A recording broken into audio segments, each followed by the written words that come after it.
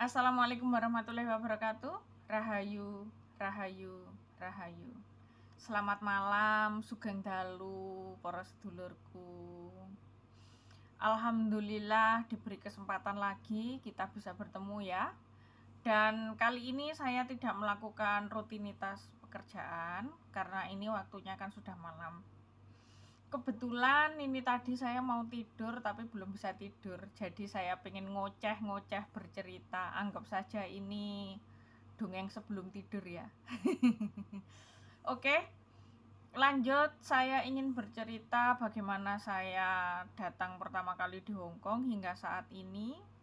Ini saya ingin bercerita tentang pengalaman-pengalaman saya, dan saya sudah pindah 3 kali majikan ya. Jadi saya ingin menceritakan majikan pertama, majikan kedua hingga majikan ketiga. Tapi di sini saya tidak akan menyebutkan nama atau alamatnya ya, karena itu kan privasi. Itu nanti bisa jadi kurang bagus juga. Saya hanya akan menceritakan bagaimana pekerjaan dan pengalaman pahit manisnya saya di Hong Kong ya. Oke, dan pertama kali saya datang di Hong Kong itu tahun 2010. Nah, tahun 2010 itu saya mendapatkan job untuk merawat seorang anak kecil ya. Dia berusia 10 tahun, tapi dia tidak normal. Intinya anak itu terbelakang mental, kemudian dia punya penyakit ayan ya, atau mungkin bisa disebut epilepsi, dan dia tidak bisa jalan. Nah, selain menjaga dia, otomatis saya juga punya kewajiban untuk belanja, bersih-bersih dan sebagainya ya. Tapi saya tidak pernah masak. Dan di sana saya kerja bertahan selama 6 tahun. Nah, ini kerjaannya menjaga anak yang autis ya. Dia tidak bisa jalan, jadi saya harus gendong. Dia tidak bisa jalan tapi bisa merangkak. Jadi ini lebih berbahaya ya. Kalau misalnya dia nggak bisa jalan tapi hanya tidur saja, itu mungkin lebih aman. Tapi nggak bisa jalan, dia bisa merangkak, dan tiba-tiba dia kejang. Jadi kejang-kejang. Nah itu kalau kejang itu kepalanya itu dijeduk-jeduk gitu ya, jeduk gitu, jeduk gitu. Jadi kepala itu nandok-nandok di lantai, di keramik ya. Itu kan lebih bahaya. Jadi saya benar-benar harus ekstra ngejaga dia, harus ngeliat. Kadang kalau saya mengerjakan pekerjaan seperti lap-lap, bersih-bersih apa itu, saya sambil gendong anak 10 tahun. Saya menjaga dia 10 tahun hingga 16 tahun. Itu terakhir 16 tahun karena dia sudah masuk ke program pemerintah ya, jadi tidak memerlukan CC lagi. Dan kebetulan memang saya ingin beristirahat sebentar dulu, jadi saya pulang ke Indonesia. Nah ini saya di sana selama 6 tahun nggak pernah masak karena majikan yang masak. Kalau nggak masak pun itu makan di luar atau beli ya. Cuman menurut saya itu pekerjaan yang lumayan sulit juga, karena maksudnya jaga anaknya kan ekstra ya, nggak bisa ditinggal. Kalau ditinggal kita lalai kan dia bisa kejang, terus natap sesuatu itu tertatap-tatap, nanti kejedok-jedok kepala itu. Kadang kalau kejang kan nggak beraturan ya, ibarat kata seperti ayam kalau disembelih tapi belum mati itu kan kelabak-kelabak gitu ya, itu bahaya banget. Jadi kadang itu pernah beberapa kali kejang, saya intinya agak lengah ya, itu gigi bagian depan itu potol, copot gitu loh. Terus pernah juga kepala sampai berdarah. Nah itu kayak gitu, repotnya seperti itu. Terus kalau malam kita nggak bisa jenak ya, karena saya tidurnya satu kamar, karena dia nggak bisa dibiarkan tidur sendiri, jadi harus ada saya. Kan kalau malam tiba-tiba dia bangun terus kejang kan bahaya. Jadi saya tidurnya juga nggak jenak. Saya itu biasanya jam 1, jam 2 itu baru bisa tidur selama 6 tahun. Dan kalau pagi sih lumayan ya, bangunnya jam setengah 9, tapi tidurnya itu malam-malam jam 2, jam 3 paling. Pokoknya tidur jam 1 itu udah paling sore selama 6 tahun. Alhamdulillah selesai. Saya pulang dan istirahat di Indonesia selama 1 tahun. Lalu kembali lagi ke Hong Kong ya, tapi saya melalui proses DPT terlebih dahulu. Dan kembali lagi ke Hong Kong melalui proses DPT ya. Alhamdulillah prosesnya juga nggak lama sih, nggak ada 4 bulan saya itu sudah bisa berangkat. Dan saya mendapatkan job lansia itu 2, tapi dua-duanya masih bisa jalan. Saya serumah hanya dengan mereka, tapi anak-anaknya setiap malam datang makan. Nah itu lucunya gini, yang masak kakek, jadi saya nggak pernah masak, selama 2 tahun juga nggak masak.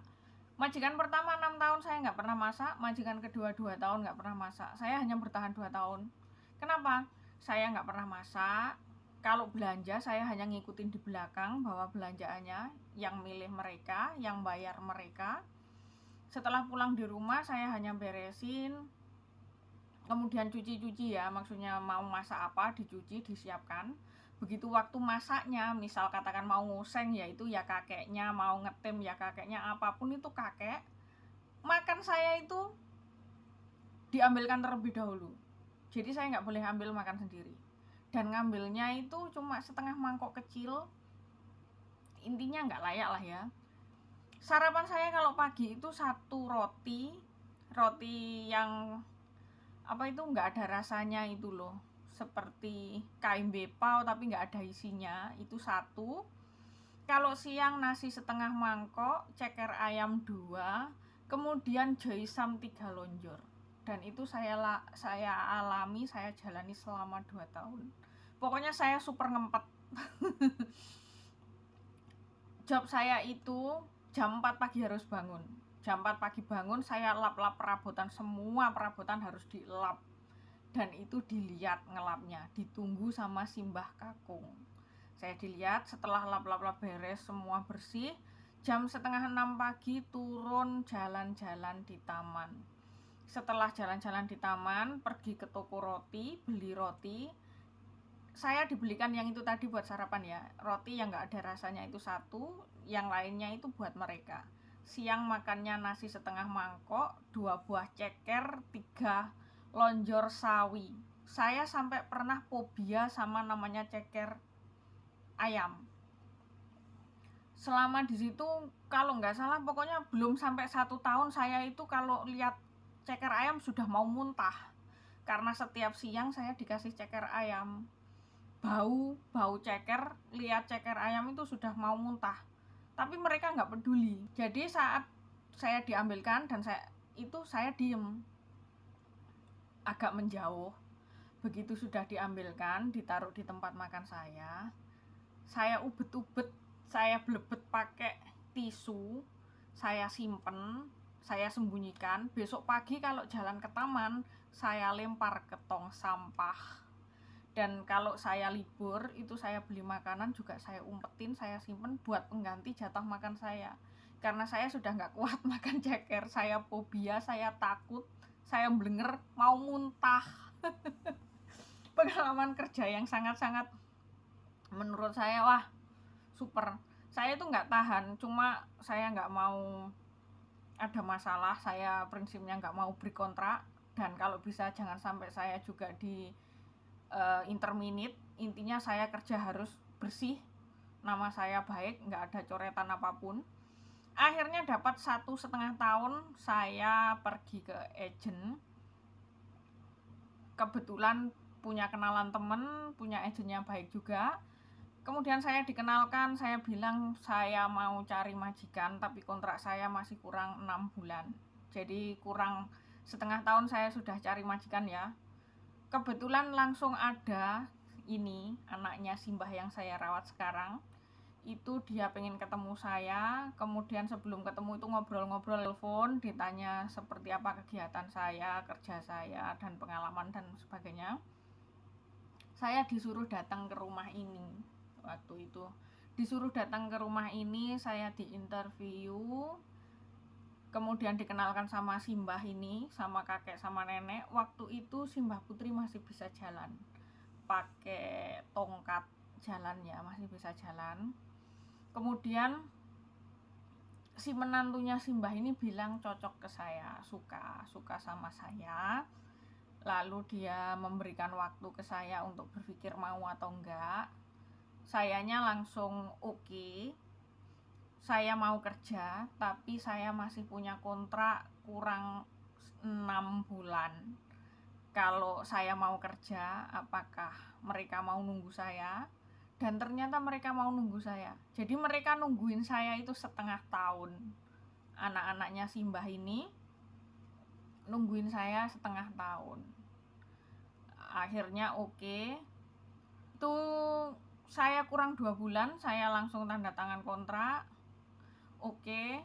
Tapi saat saya datang di sini, di rumah ini, ternyata Simbah Putri kondisinya super parah. Kenapa super parah? Dia berada di rumah sakit. Ternyata setelah saya interview dengan mereka, Simbah Putri itu jatuh di kamar mandi. Lalu sakit parah, drop. Akhirnya harus di rumah sakit karena di rumah nggak ada yang rawat ya. Di pantat bagian kiri itu sampai berlubang. Begitu saya datang, saya minta sesuatu, intinya buat ukur-ukur semua karena saya pengen bukti ya, saya foto seperti apa. Jadi di bagian pantat itu ada segini karena kedalamannya ada 4 cm. Kemudian di kaki, di mata kakinya, apa itu kalau orang Jawa bilang polok, di bagian polok kakinya itu kanan kiri itu sudah ngelupas semua. Jadi melenos, itu kelihatan tulangnya warna putih. Jadi di bagian pantat berlubang, kaki kanan kiri semua sudah ngelupas, sudah kelihatan itunya. Mbah Putri itu cuma berbaring tidur, sudah nggak mau ngomong, sudah nggak bisa gerak sama sekali. Kemudian makannya itu makan bubur air ya, maksudnya bubur air itu beras yang dimasak, direbus sampai halus, sampai seperti air, seperti nggak ada ampasnya itu. Nggak ada lauk lain karena nggak bisa. Intinya bisanya nelan cuma itu aja, itu pun harus disuapin. Dan Mbah Putri itu saya ngejaga dia ada 11 bulan masa pemulihan untuk memulihkan kulit-kulitnya ya. Di bagian kaki, di mata kakinya pulih, dan di bagian pantatnya itu yang terakhir pokoknya hampir 1 tahun. Saya ngerawat Mbah Putri ini selama 10 bulan tidak mandi. Jadi saya setiap hari hanya pakai spons. Saya harus bersihkan lukanya, lubang pantatnya itu pakai alkohol, pakai itu, kakinya juga. Pokoknya harus benar-benar steril, tapi tidak boleh mandi ya, karena nggak boleh kemasukan air. Melakukan terapi, olahraga, semua hingga sekarang bisa membaik. Sekarang sudah makan bisa normal, sudah bisa ngobrol, meskipun kalau diajak ngomong kan kadang susah ya. Ibarat kata saya ngomong 10 kali, dia baru jawab sekali, tapi dia sudah bisa ngomong. Makan tangannya yang kanan itu sudah normal, tapi di jari tangannya udah terlanjur nekuk-nekuk ya, nekuk-nekuk, bengkong-bengkong gitu ya. Kalau sudah nggak bisa lurus, tapi sudah bisa pegang faici, pegang makanan juga bisa. Alhamdulillah, perkembangan yang sangat bagus. Dan di majikan ini saya merasa alhamdulillah nyaman, meskipun ya kadang namanya lansia rewel, tapi intinya anak-anaknya nggak pernah maido, nggak pernah marah, nggak pernah apa ya. Alhamdulillah, meskipun saya hampir 4 tahun tidak pernah libur, tapi saya sangat bersyukur. Intinya saya tidak pernah ada komplain dari majikan, dan saya ikut bangga, ikut bahagia ya selama ngerawat Mbah Putri ini. Dari kondisi yang benar-benar kritis hingga sekarang membaik, saya merasa sebagai seorang pembantu, sebagai seorang asisten, saya merasa berhasil merawatnya. Alhamdulillah sangat bagus. Dan alhamdulillah insya Allah kedepannya saya masih mau nambah kontrak, kemungkinan 1 kontrak lagi, dan itu atas permintaan majikan saya juga. Dan mudah-mudahan lancar ya untuk kedepannya, insya Allah. Seperti inilah cerita saya dari awal saya masuk ke Hongkong hingga sekarang ya. Pindah 3 majikan dengan 6 tahun, 2 tahun, dan yang ini hampir 4 tahun. Jadi total hampir 12 tahun ya. Suka duka yang saya alami, pengalaman sedih-sedih sepet-sepete. Tapi yang paling sedih saya rasakan yang majikan kedua, karena makan pun seperti itu. Bahkan saya tidur itu spray aja nggak dikasih. Di majikan kedua itu saya spray aja sampai beli sendiri. Saya nggak mau minta, nggak mau kakean cincong, karena saya tahu mereka pelit. Daripada bertengkar, saya diem, saya beli sendiri pakai uang saya sendiri. Bantal saya beli sendiri, makan hampir saya beli sendiri ya, karena ya itu tadi, saya sampai muntah lihat ceker itu tadi. Saya ubet-ubet, saya sembunyikan, saya ganti dengan makanan saya sendiri yang saya beli dengan uang pribadi. Alhamdulillah sekarang saya mendapatkan majikan yang membebaskan saya untuk masak apapun, mau makan apapun juga dipersilahkan. Intinya saya diberi uang belanja dengan jatah sekian, harus untuk sekian, atur saja sendiri. Kamu mau makan apa, masak apa, silahkan. Mau istirahat, kalau memang sudah beres ya istirahat. Meskipun terkadang sehari full sibuk, saya hampir nggak bisa istirahat, tapi bagi saya sudah alhamdulillah cukup, karena mereka tidak pernah marah dan tidak pernah komplain dengan kerjaan saya. Sesekali saya kadang ya cekcok sama Mbah Kakung, karena Mbah Kakung memang sedikit resek juga, tapi ya wajar ya, namanya orang tua. Kalau Mbah Putri sebenarnya fine, nggak pernah apa-apa, nggak pernah ada pertengkaran sama saya. Mbah Kakung pun juga nggak bertengkar, tapi sedikit beda pendapat, kadang juga agak nyengak ya, wajar, namanya orang tua. Oke, untuk cerita saya, pengalaman saya ingin mengabadikannya di sini.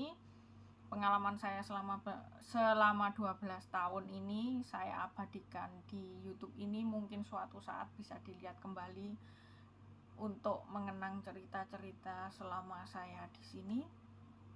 Akhir kata dari saya, wassalamualaikum warahmatullahi wabarakatuh. Bye bye.